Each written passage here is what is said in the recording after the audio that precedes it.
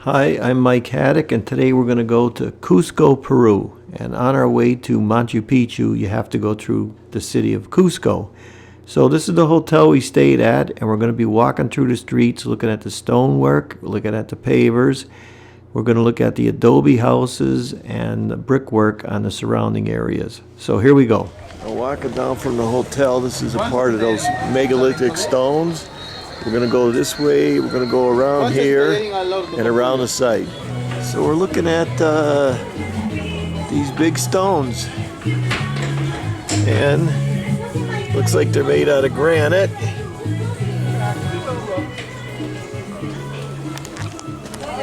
They're all fit pretty good. When you get on the other side, this side has cement. This is not Inca. This is more megalithic, they call it. That's the size of the stones in Cusco. They're made out of granite. This is all the stonework down here in Cusco. And you come down here, they have these little knobs off, which I would think would be for lifting the stones here and there. And you know that they beat them from around the sides. And then you get up and you look on top, and someone built on top of it.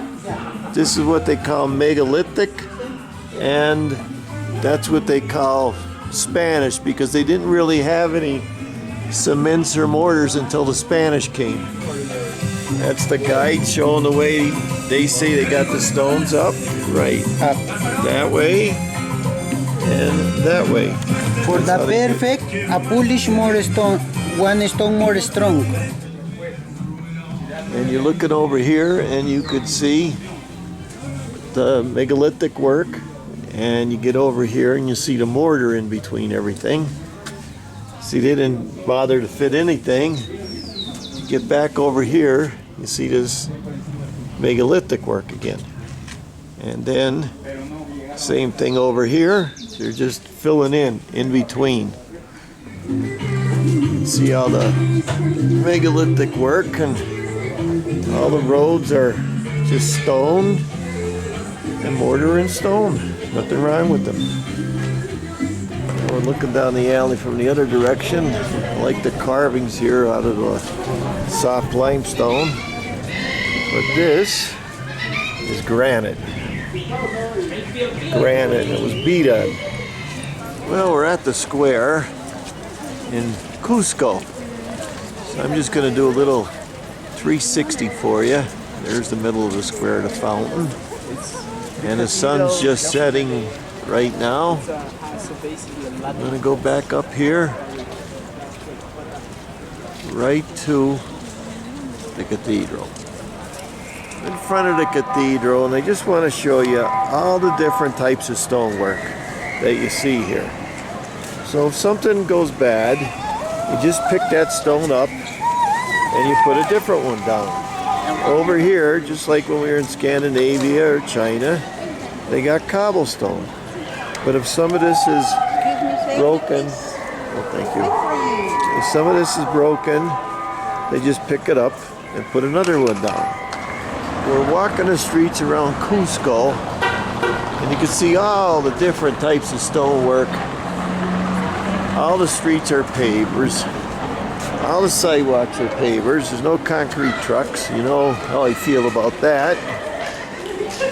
I'm going to go over here and look at this stonework. This is kind of random. It's cut, but it's random. And this is just rough stone. This stone's been beat. I like this kind of stonework. You see, they cut in all the edges. It gives it more of a defined look, especially when you're doing above a doorway or an arch. There's another style of stonework. You see this a lot in different parts of the world. They just kind of define it that way. But all you see is the plaster always starts up. You can see where they keep patching it. And if you look at it, the reason they do this is because if they put the plaster all the way down, it'll rain and it'll knock it off. Lime mortar don't last. You can see it even digs into the stone. And I'm looking at this, and someone did a faced stone job the way I would face it. There's another example of what I'm talking about. Use anything on the bottom and then just plaster or stucco the top. Yeah, see the water runs down the middle of the streets and it goes where they want it to go if they want to use it for irritation or whatever. There's a nice example. Everything's made out of stone. I want to talk about this a little bit, and when you plaster something up. This is Adobe. You can see it right here. It's Adobe. And it's got made out of hay. And then what they do is they just plaster over it. And very simple. You see Adobe. You see where some of this is falling off. All you do is knock it off and put it back. Now we're looking at another Adobe wall. You can see it, it's just, and then you can see the blocks they put in, and then they just plaster over it. No big deal. So these are Adobe blocks. This is the way they make them. They just make them out of mud and straw. See, all they are is straw and basically mud, and they harden them, then they plaster over them. We're looking at an Adobe house. And you can see how it's made out of mud. Looks like they put a little cement in between it. And then they plaster over it. And you can see down here where they plaster over it. Right here. I don't know what this is. It looks like a lime mortar. Right here. But that's a old Adobe house in Peru. Here's another Adobe house in Peru. And you can see how they built it. It's just mud. The wood goes through. And the upstairs to the roof. Here we got an Adobe wall. And they put it against a brick wall. And when they do an Adobe wall, they always put the tiles over the top. Like what they did here with the Adobe. And look, right on top. Just like you've seen in my brickwork of Scandinavia, so the water don't get to it. The stone is on the bottom. We are in the Inca Museum in Peru. So all you plaster guys that do plaster work, when you look up there, what do you see? It's a bamboo type material. As you get closer up there, they mix the hay and then they plaster it. It's as old as the hills. And they've been doing it for probably a few thousand years. Now you have to love the stonework in these old streets because it's almost forever. A little piece falls off, they just put another piece back on.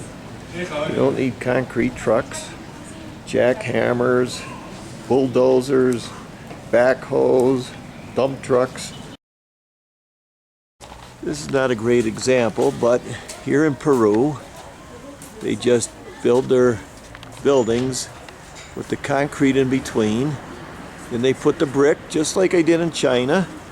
And then in the front, they just plaster it and paint it.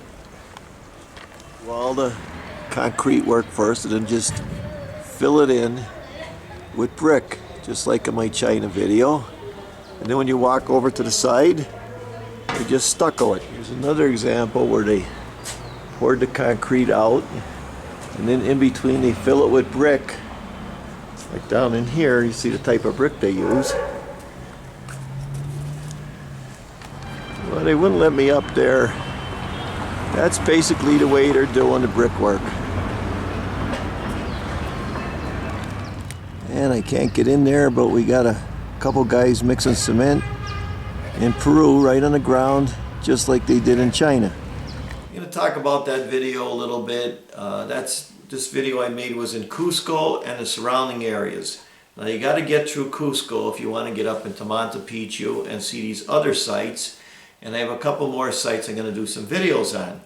But one thing I know is when I go to these foreign countries, I walk around and I want to see what the Masons are doing. And whether it's China, I did the Great Wall and Brick Masons of China video, check that out.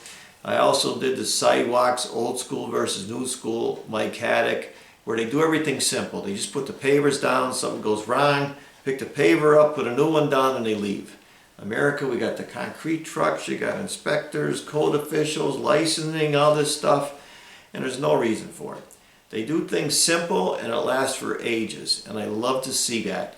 So if you're going to study stonemasonry work, you got to go back in time, or you got to go to foreign countries where they do it, and they're still doing Adobe houses there. So that's it. Got a couple more videos on Peru coming up. Thanks for watching. I'm Mike Haduck. Until next video.